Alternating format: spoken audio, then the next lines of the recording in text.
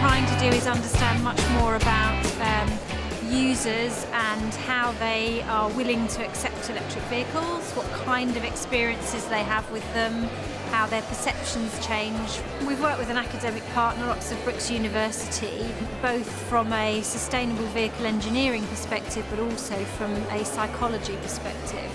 Well, I've been helping design the interviews and the questionnaires that are given to the pioneers, and then what we do is we get a sense of their prior expectations and also of their experiences of driving the vehicle.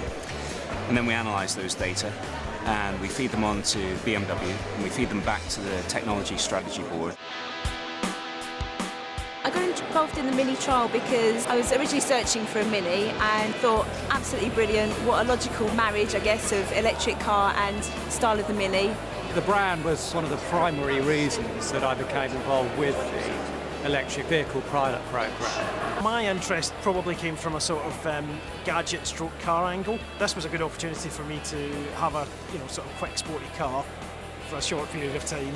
I was very cynical about electric cars. There were plenty of opportunities for jokes about golf carts, milk floats on steroids, all of those sorts of things. And I have to say a lot of my friends were also deeply sceptical, although very curious indeed. As soon as I pulled out of the car park from Cowley, it became apparent to me that I was not making the compromise I thought I would be.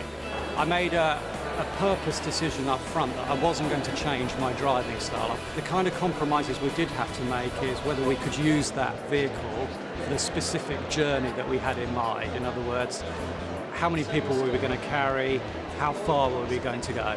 So obviously the main difference is the regenerative braking. The other one is you don't need to go to the petrol station. Well, that's a pleasure, isn't it? So you don't need to watch for prices, fuel prices. You are more aware of when you've got your heating on or how fast you're maybe going or accelerating at one point, but really the enjoyment was still there, and I didn't hugely change what I was doing. I did have to change my lifestyle a little bit. Not so much my driving style, I wouldn't say, other than just being a little bit conscious of my journeys and how much energy I was consuming while driving, because less opportunities to refuel. I had a couple of hairy moments where I took a wrong turn on a motorway and ended up going 10-mile range, and I had 10 miles to get to the next junction, which was slightly nerve-wracking. But once you got beyond that, the range anxiety, as they call it, that goes. And actually I was going a couple of days without charging, and I was pleasantly going about my journey. I'm ashamed to say that I did not use any public charging infrastructure at any time, but I think that is a reflection of the problems with charging infrastructure. It's inconsistent. It's not predictable. There were big issues in London where you needed a permit to actually charge. The biggest thing for me with public charging points is that if you're relying on that charge, you really do need some way of booking that space, because how do you know that someone's not going to be using it?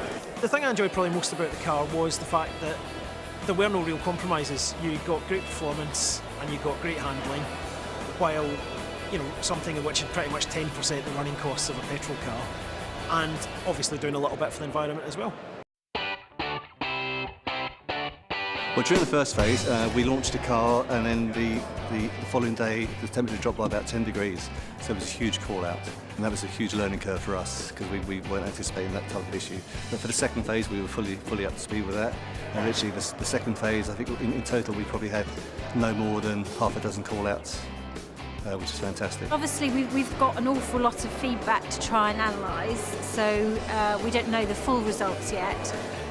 We do know from some early findings that the pattern of usage of these types of cars is virtually identical to the pattern of use to other similar sized vehicles. This award was for my exit on the pickup day.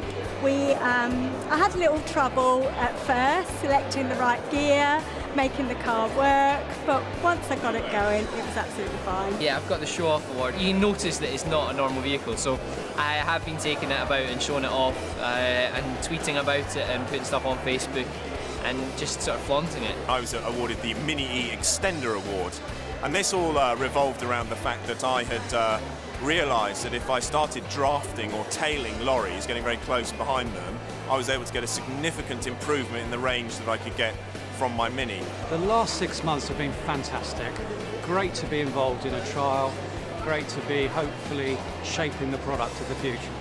The car has been excellent. It's been great to use, been fun, enjoyable, fantastic. It's been interesting to have a form of mobility that's at the cutting edge, and it's been great to have a car that I literally look forward to dropping into the seat every morning and pushing that button, starting it up and then whizzing off.